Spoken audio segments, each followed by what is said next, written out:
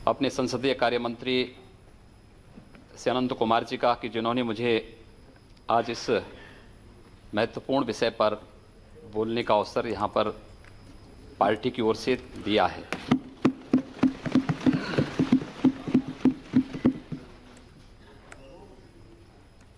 महोदया, जिन परिस्थितियों में श्री नरेंद्र मोदी जी के नेतृत्व की सरकार को इस देश के अंदर सत्ता प्राप्त हुई थी, एक लड़खड़ाई हुई अर्थव्यवस्था,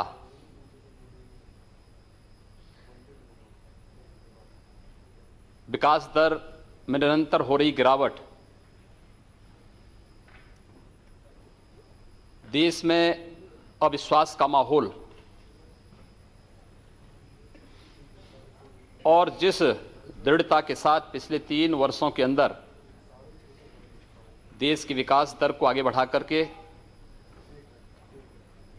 इस देश में एक कल्याणकारी सरकार की स्थापना करके सुशासन स्थापित करने में केंद्र की मोदी सरकार सफल हुई है, और केवल भारत ही नहीं बल्कि दुनिया में देश दुनिया के लोकतंत्र के लिए और लोकतांत्रिक व्यवस्था के लिए उन सभी देशों के लिए एक आदर्श बना है। और यही कारण है कि दुनिया में अब कहीं भी जहां चुनाव हो रहे हैं तो वहां पर एक आइकॉन के रूप में देश के प्रधानमंत्री श्री नरेंद्र मोदी जी को लोग सामने रखते हैं। विकास का ढांचा कैसे होना चाहिए लोग भारत से देखना और समझना चाहते हैं। एक अत्यंत विपरीत परिस्थितियां थीं 2014 में इस सरकार के सामने, जब राजकीय घाटा जो सकल घरेलू उत्पाद का था वह 8.9% और राजस्व घाटा जो सकल घरेलू उत्पाद का 2.8% पर पहुंच चुका था। मुद्रास्फीति की दर 11.2% और सकल घरेलू उत्पाद का जो चालू खाता था वो 4.6% तक पहुंच चुका था। उन स्थितियों में सत्ता संभाली थी देश के यशस्वी प्रधानमंत्री के रूप में श्री नरेंद्र मोदी जी ने, और पिछले 3 वर्ष के दौरान इस सरकार ने देश के विकास दर को 8 से 8.5% तक ले जाने में सफलता प्राप्त की है। यह दुनिया के लिए कौतूहल और आश्चर्य का विषय है। विमुद्रीकरण की घटना पर दुनिया ये देखना चाहती थी कि आखिर इसके परिणाम क्या होंगे। उसके बावजूद देश की विकास दर 7.9% से ऊपर जा रही है। यह भारत जैसे उभरती हुई अर्थव्यवस्था दुनिया में आश्चर्य और कौतूहल का विषय है। और इस दृष्टि से मैं अभिनंदन करता हूं माननीय वित्त मंत्री जी का कि जिन्होंने सफलतापूर्वक देश की अर्थव्यवस्था में एक नई जान फूंकी है। और यही नहीं, इस दौरान जितने भी कल्याणकारी योजनाएं घोषित हुई, मैं खास तौर पर कहना चाहता हूं उन मुद्दों पर जो लोग इससे पहले कहते थे। 2014 के पूर्व तमाम प्रकार की भ्रांतियां पैदा की जाती थी, तमाम प्रकार के भ्रम पैदा किए जाते थे, लेकिन चुनाव के दौरान भी और उसके बाद भी माननीय प्रधानमंत्री जी ने पूरी दृढ़ता के साथ जिन बातों को कहा कि हमारी सरकार इस देश के किसानों के लिए, इस देश के गरीबों के लिए समर्पित होगी, उसमें कोई जाति, कोई मत, कोई पंथ या कोई मजहब नहीं, बल्कि इस देश के उस आम नागरिक के लिए समर्पित होकर के कार्य करेगी जो वास्तव में इस देश में विकास का सही मायने में हकदार है। और उस तक पहुंचाने के लिए जिस प्रकार का कार्य किया, महोदया, मुझे याद है 1996-98 के दौरान कुछ प्राकृतिक आपदाओं से पीड़ित किसानों के बीच में मुझे जाने का अवसर प्राप्त हुआ था। उस दौरान मैं देखता था कि सरकार चेक देती थी उन किसानों को 1000 रुपए की, तो 1000 रुपए का जो चेक उन किसानों को मिलता था, उन किसानों के पास अपने खाते नहीं होते थे। बैंक में जाते थे तो बैंक उनको कहता था कि खाता आपके पास नहीं है, आप पहले 500 रुपया जमा करिए, तब तुम्हारा ये चेक जमा हो पाएगा बैंक में। किसी सरकार ने नहीं सोचा, लेकिन जनधन योजना के माध्यम से देश के अंदर 25 करोड़ गरीबों के परिवारों के खाते खोलना, यह देश के गरीबों के प्रति इस सरकार की सोच को प्रदर्शित करता है, जो आम नागरिक के लिए, उसमें हर जाति के लोग थे, हर मत हर लिंग से जुड़े हुए लोग थे, कोई भेदभाव किसी के साथ नहीं हुआ। इस सरकार ने उसके बाद जो योजनाएं घोषित की, चाहे वो डिजिटल इंडिया का हो, स्टार्टअप इंडिया का रहा हो, स्टैंड अप इंडिया का हो, इस देश के युवाओं के स्वावलंबन के लिए प्रधानमंत्री मुद्रा बैंक योजना की शुरुआत कितनी अच्छी योजना थी। इस देश की महिलाओं के लिए समर्पित प्रधानमंत्री उज्ज्वला योजना, गांव में हम लोगों को जाने का अवसर प्राप्त होता है, और आज एक गांव की गृहिणी इस बात को कहती है कि अब मुझे इस बात की चिंता नहीं कि लकड़ी नहीं मिलेगी या बरसात के कारण अगर ईंधन उसे प्राप्त नहीं होगा तो उसके घर में रसोई नहीं जलेगी, क्योंकि प्रधानमंत्री जी ने उसके घर तक उज्ज्वला योजना के अंतर्गत रसोई गैस पहुंचा दिया है। कल्याणकारी योजनाओं को किस हद तक पहुंचाने का कार्य और किस तत्परता के साथ हुआ है। इस 2.5-3 वर्ष के दौरान जितनी कल्याणकारी योजनाएं इस देश के अंदर, विकास की योजनाएं जिस तत्परता के साथ प्रारंभ की गई, वह देश और दुनिया में एक आदर्श मॉडल के रूप में भारत सबके सामने प्रस्तुत हुआ है। और इसलिए मैं जब वित्त विधेयक पर चर्चा हो रही है, इस देश का पूर्वी भारत विकास के पैमाने पर हमेशा पिछड़ता जाता था, उपेक्षित था, कोई उनके बारे में नहीं सोचता था। मैं स्वयं पूर्वी उत्तर प्रदेश से 1998 से लगातार इस सदन में चुन करके आता हूं और आता रहा, हम अपनी बात को कहते रहे, कोई सुनता नहीं था। 26 वर्षों से गोरखपुर का फर्टिलाइजर कारखाना बंद था। जब भी हम लोग अपनी बात को रखते थे तो कहते थे इसके बारे में कोई पॉलिसी बनाएंगे, बंद उद्योग को कैसे चला पाएंगे। लेकिन मैं धन्यवाद दूंगा और आभारी हूं माननीय प्रधानमंत्री जी का, 26 वर्षों से बंद उस गोरखपुर के फर्टिलाइजर कारखाने को न केवल माननीय प्रधानमंत्री जी ने पिछले वर्ष जाकर के शिलान्यास किया है, वहां पर कार्य भी प्रारंभ हो गया है, और 2019 से पहले गोरखपुर में, बरौनी में, सिंदरी में नए फर्टिलाइजर कारखाना स्थापित होकर के खाद उत्पादन का कार्य, उर्वरक उत्पादन का कार्य प्रारंभ भी हो जाएगा। पूर्वी उत्तर प्रदेश में मैं इस सदन में लगातार चिल्लाता था, उत्तर प्रदेश के 34 जिले इंसेफ्लाइटिस से पीड़ित थे, मासूम बच्चे मरते थे। आश्चर्य होता है मुझे इस बात पर कि जो लोग बार बार इस बात को कहते थे, दलितों की बात करते थे, अल्पसंख्यकों की बात करते थे, अधिकतर मरने वाले बच्चे दलित और अल्पसंख्यक समुदाय के थे, 90% बच्चे उस समुदाय के थे, लेकिन उनकी पीड़ा को कभी किसी के द्वारा यहां पर सहानुभूति दिखाने का प्रयास नहीं हुआ। माननीय प्रधानमंत्री जी ने गोरखपुर को एम्स दिया, और एम्स जैसा चिकित्सा संस्थान गोरखपुर में आज कार्य उसका प्रारंभ हो रहा है। देश के अंदर बुनियादी ढांचे का विकास कैसे होना चाहिए, यह मॉडल देश के अंदर प्रधानमंत्री ग्रामीण सड़क योजना के माध्यम से हमारे आदरणीय नेता पूर्व प्रधानमंत्री श्री अटल बिहारी वाजपेयी जी ने तो प्रारंभ किया था। इस देश के अंदर अंतर्राष्ट्रीय मानक के 4 लेन और 6 लेन के एक्सप्रेसवे बन सकते हैं, यह मॉडल उन्होंने इस देश को दिया। और आज जिस तेजी के साथ इस देश के अंदर कार्य प्रारंभ हुआ है, वह मुझे लगता है कि विकास का एक अद्भुत ढांचा जो भारत को दुनिया की एक महाशक्ति के रूप में स्थापित करने में महत्वपूर्ण भूमिका का निर्वाह कर सकता है।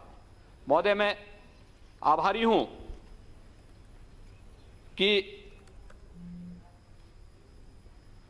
इस सदन में 1998 से लेकर के अब तक मुझे बहुत कुछ जानने, सीखने, संसदीय प्रणाली के बारे में बहुत कुछ सीखने का अवसर मुझे यहां प्राप्त हुआ है। और उत्तर प्रदेश के बारे में, आज उत्तर प्रदेश का दायित्व मेरी पार्टी ने मुझे सौंपा है और मैं उत्तर प्रदेश में सेवा के लिए अपनी सेवाएं वहां प्रदान करने के लिए जा रहा हूं। लेकिन मुझे बड़े दुख के साथ कहना पड़ता है कि 2.5 वर्ष में 2.5 लाख करोड़ रुपए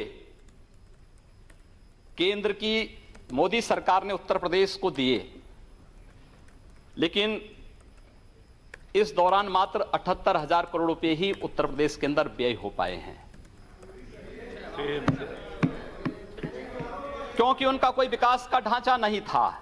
और मुझे लगता है कि ये जो स्थितियां हैं उत्तर प्रदेश के अंदर मिला जनादेश स्वतः उन लोगों को जिन लोगों ने विकास और लोक कल्याणकारी योजनाओं पर हमेशा प्रश्न चिन्ह लगाने का प्रयास किया है, उन लोगों पर एक तमाचा भी है। उत्तर प्रदेश का जनादेश इस बात को साबित करता है। मैं केवल अनुरोध करना चाहूंगा महोदय आप सबसे कि उत्तर प्रदेश के अंदर विकास का एक नया ढांचा सबका साथ और सबके विकास की तर्ज पर अपने नेता आदरणीय प्रधानमंत्री श्री नरेंद्र मोदी जी के मार्गदर्शन में उत्तर प्रदेश के अंदर उत्तर प्रदेश की नई सरकार स्थापित करेगी। हम हर जाति, हर वर्ग और उत्तर प्रदेश के प्रत्येक नागरिक के विकास के लिए और उत्तर प्रदेश के प्रत्येक क्षेत्र के विकास के लिए हम लोग संकल्पित होकर के कार्य करेंगे। जो धनराशि अब तक खर्च नहीं हो पाई है, किन कारणों से खर्च नहीं हो पाई है, इन पर हम लोग प्रभावी ढंग से कार्य करने के दृष्टि से आज यहां पर उपस्थित हुए हैं।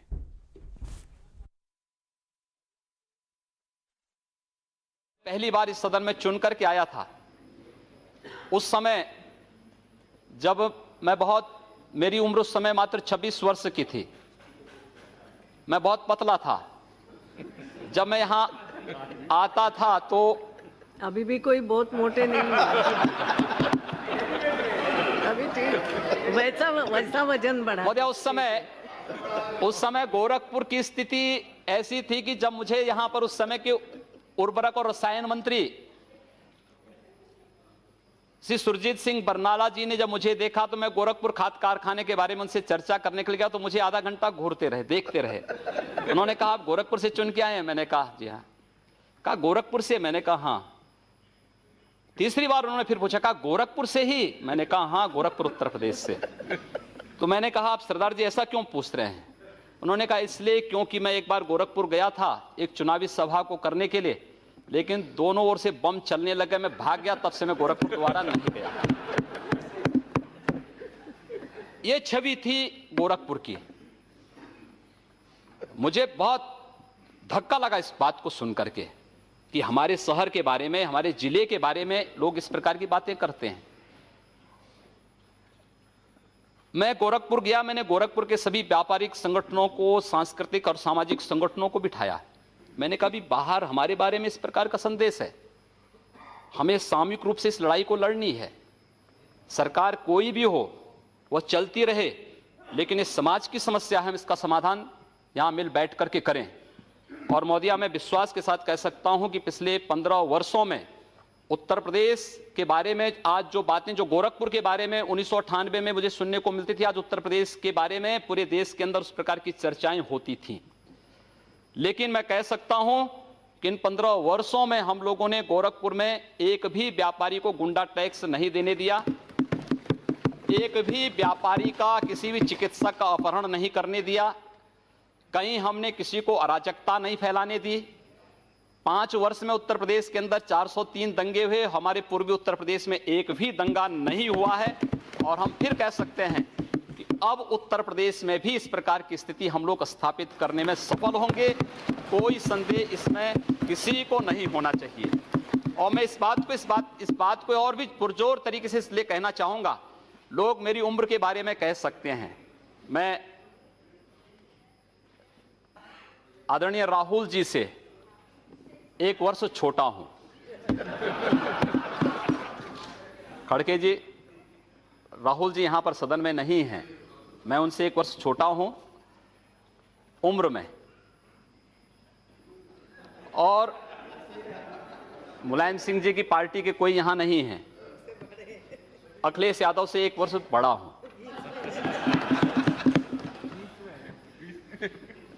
एक जो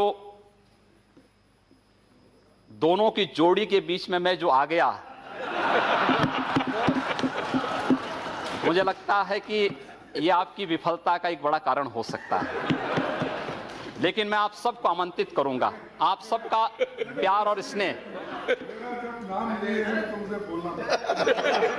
आप बोल सकते हैं। अरे क्यों? अरे मेरा नाम रबर। आप बोले ना। अब इसीलिए वो राहुल जी 1 साल उनसे बड़े हैं, अखिलेश जी उनसे 1 साल छोटे हैं, उनके दोनों के बीच में वो है। लेकिन अब आप एक बार आप अधिकार में आए हैं, वहाँ के चीफ मिनिस्टर बने हैं, आपको बधाई देता हूँ। लेकिन आप इस स्टैंडर्ड को मेंटेन करो। चीफ मिनिस्टर बन के जब आप उस कुर्सी पे बैठते हो, उसी की गरिमा रख के आगे चलो। मैं उसी की गरिमा की बात करने के लिए आया हूँ। आपसे बड़े हैं इसलिए अच्छा आशीर्वाद दिया है, जी। समझ लो। अध्यक्ष महोदय, मैं आप सबको इस बात, आप लोगों ने मुझे बड़ा स्नेह दिया है और मैंने शुरू में ही कहा कि मैंने बहुत कुछ सीखा है इस सदन से। वास्तव में एक सामान्य शिष्टाचार और मैनर क्या होता है संसद में सीखा जा सकता है। हम लोग, जब मैं पहली बार चुना गया था सांसद, तो मैं इस बात के लिए थोड़ा अंदर से संकित था कि पता नहीं कैसा व्यवहार होता है। लेकिन जैसे ही हम लोग संसद परिसर में प्रवेश किए, यहाँ के एक एक कर्मचारी का जो सद्व्यवहार था, जो शिष्टाचार था, और वह केवल सदन में हम लोग यहाँ पर बहुत बार वह देखने लायक है, वो समाज को बताने लायक है, क्योंकि बाहर हमारे बारे में बड़ी भ्रांत धारणाएं पैदा की जाती हैं। सदन के अंदर जो शोरगुल होता है, हम मानते हैं लोकतांत्रिक प्रक्रिया का एक हिस्सा हो सकता है। हम लोग बहुत बार, हमारी जो आपस में बहस होती है उसमें बहुत वाद विवाद हो जाता है, लेकिन बाहर हम लोग जब गैलरी में मिलते हैं तो एक दूसरे से गले मिलते हुए दिखाई देते हैं। हम सारी चीज़ों को फिर यहीं पर छोड़ करके बाहर वही सद्भावनाएं हमारे बीच में होती हैं। और मैं इस सब से, इसीलिए आप पूरे सदन से मैं इस बात को कहना चाहूँगा कि हमारी पार्टी ने, हमारे नेता ने मुझे जो दायित्व दिया है, मैं आप सबको आमंत्रित करूँगा उत्तर प्रदेश में। आप उत्तर प्रदेश में आए, स्वागत होगा आप सबका। उत्तर प्रदेश आदरणीय प्रधानमंत्री जी के सपनों का प्रदेश होगा, देश का उत्कृष्ट प्रदेश होगा, भ्रष्टाचार मुक्त प्रदेश होगा, दंगों से मुक्त प्रदेश होगा, अराजकता और गुंडागिर्दी से मुक्त प्रदेश होगा। और उत्तर प्रदेश में हम विकास का एक ऐसा मॉडल देंगे कि उत्तर प्रदेश के नौजवानों को पलायन नहीं करना पड़ेगा। उत्तर प्रदेश में माताओं और बहनों को अपनी सुरक्षा के लिए कहीं गुहार नहीं करना पड़ेगा। और यह कार्य वहां पर प्रारंभ आप देखिए अवश्य। और मैं आपको खासतौर पर, खड़गे जी, आप तो यहाँ पर नेता के रूप में हैं और हम आपको सादर आमंत्रित करेंगे। मैं पूरे सदन को आमंत्रित करूंगा कि वह उत्तर प्रदेश में आए, और उत्तर प्रदेश में आप देखते रहिए बहुत कुछ बंदी होने जा रही है वहां।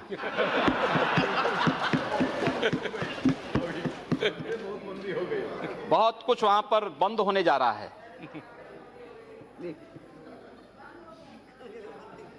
अध्यक्ष जी, आपने भी हम लोगों को बड़ा स्नेह दिया है इस सदन में, और आपने जिस कुशलता से इस सदन को संचालित करने और इस सदन में आने वाले नए सदस्यों को अवसर दे करके आगे बढ़ने का जो अवसर दिया, एक मंच के रूप में देश की सर्वोच्च सदन में जो अवसर दिया है, मैं बार बार आभारी हूं। और पूरे सदन को मैं उत्तर प्रदेश में आमंत्रित करूंगा कि आप उत्तर प्रदेश में आएं। उत्तर प्रदेश आपका स्वागत करेगा और देश के माननीय प्रधानमंत्री जी के उत्तर प्रदेश के बारे में, उत्तर प्रदेश के विकास के बारे में, उत्तर प्रदेश में सुशासन स्थापित करने के बारे में जो सपने हैं, उन सपनों को साकार करता हुआ प्रदेश आपको उत्तर प्रदेश दिखाई देगा। यही कहते हुए मैं एक बार पुनः आप सबका आभारी व्यक्त करते हुए पानी को यहीं पर विराम देता हूं। धन्यवाद।